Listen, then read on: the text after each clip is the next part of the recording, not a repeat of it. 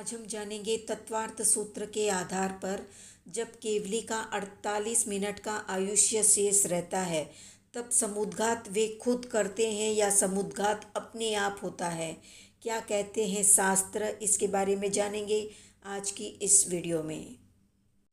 तो कभी कभी ऐसा भी होता है कि आयुष्य कर्म की स्थिति कम होती है और शेष तीन यानी वेदनीय, नाम और गोत्र, इन तीन अघाती कर्मों की स्थिति अधिक होती है। ऐसी दशा में शेष सभी कर्मों की स्थिति आयु कर्म के समान करने के लिए केवली भगवान समुद्घात करते हैं।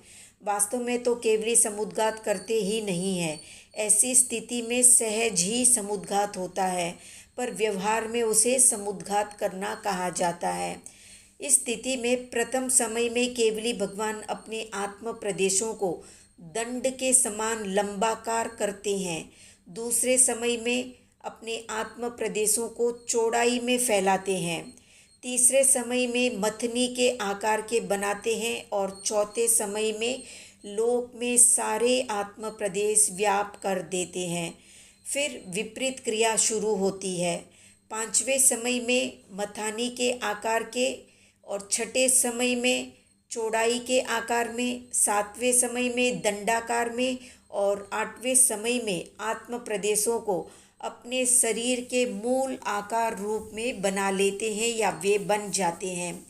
जिस प्रकार प्रसारण और संकुचन की क्रिया से वस्त्र में लगे हुए रजकण या धूल के कण या कचरा गिर जाता है या गिर जाते हैं, अलग हो जाते हैं, ठीक उसी प्रकार इस समुद्घात क्रिया से आत्म प्रदेशों से संबंधित सभी कर्म पुद्गल झड़ जाते हैं, अलग हो जाते हैं।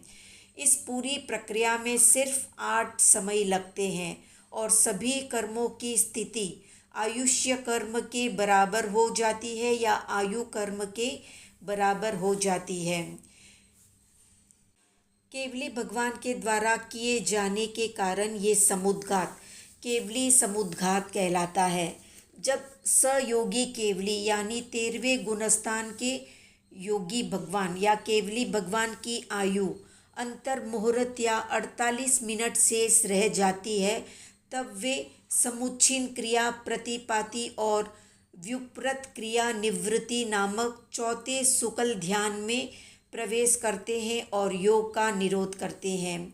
योग निरोध के क्रम में सर्वप्रथम सर्वज्ञ भगवान यानी सयोगी केवली जिन तीर्थंकर, सयोगी केवली जिन, क्योंकि तीर्थंकर समुद्घात नहीं करते, तो जो केवली होते हैं वे ही समुद्घात करते हैं। इसलिए सयोगी केवली जिन सर्वप्रथम स्थूल काय योग के सहारे से स्थूल मन को सूक्ष्म बनाते हैं, फिर सूक्ष्म मनोयोग का आश्रय लेकर स्थूल काय योग को सूक्ष्म काय योग में परिणत करते हैं।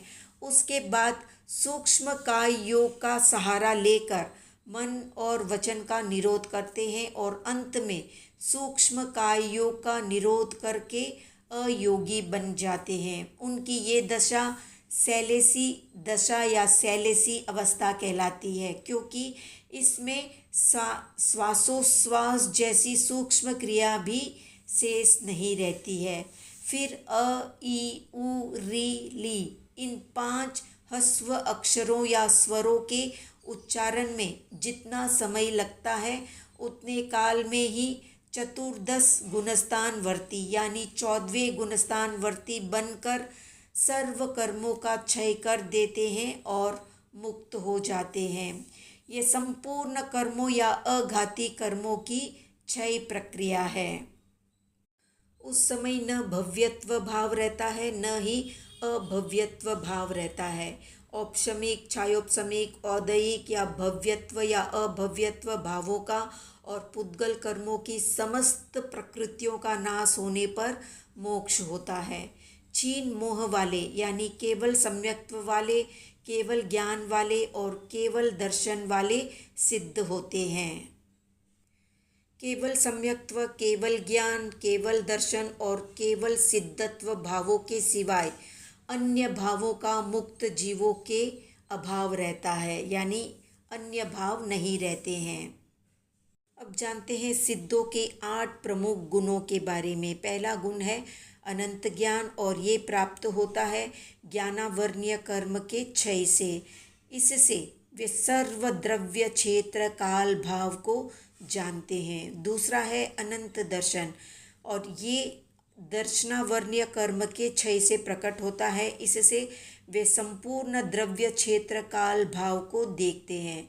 तीसरा है अव्याबाद सुख, यानी इसकी उत्पत्ति वेदनीय कर्म के क्षय से होती है।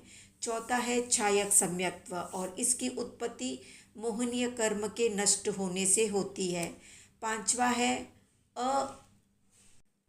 है अव्ययत्व, यानी ये आयुष्य कर्म के नष्ट होने से प्रकट होता है।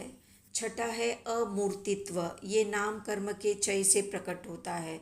सातवां है अगुरुलगत्व, इसका प्रकटीकरण गोत्र कर्म के क्षय से होता है। और आठवां है अनंत वीर्य, ये अंतराय कर्म के नाश से उत्पन्न होता है।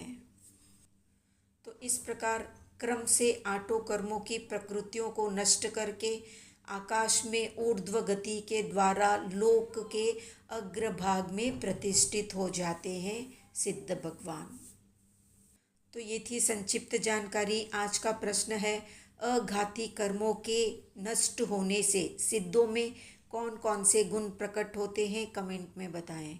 वीडियो पसंद आया तो लाइक शेयर सब्सक्राइब करें।